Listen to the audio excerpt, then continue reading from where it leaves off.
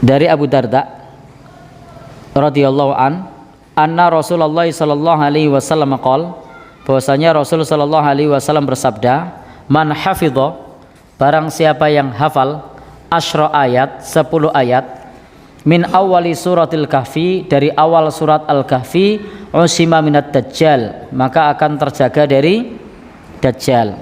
Wa fi riwayatin, dalam riwayat yang lain, min akhiri suratil kahfi, di akhir surat al-kahfi.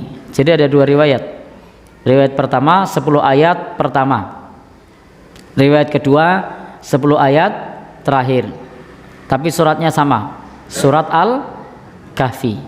Maka barang siapa hafal 10 ayat terakhir atau 10 ayat pertama dari surat al-kahfi, maka akan dijaga oleh Allah dari fitnah dajjal.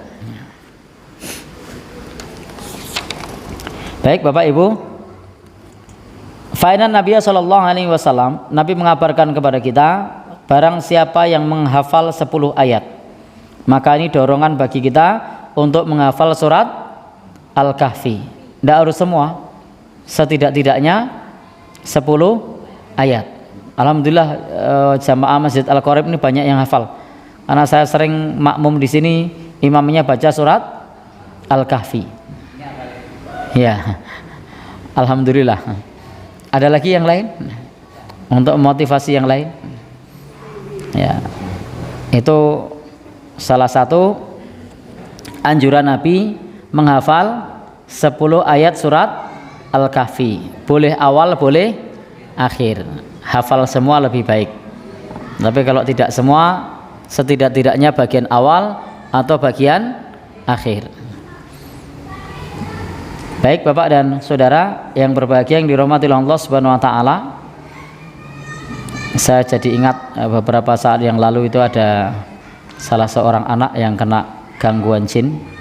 Itu tampak seolah-olah sudah sehat, sudah sembuh.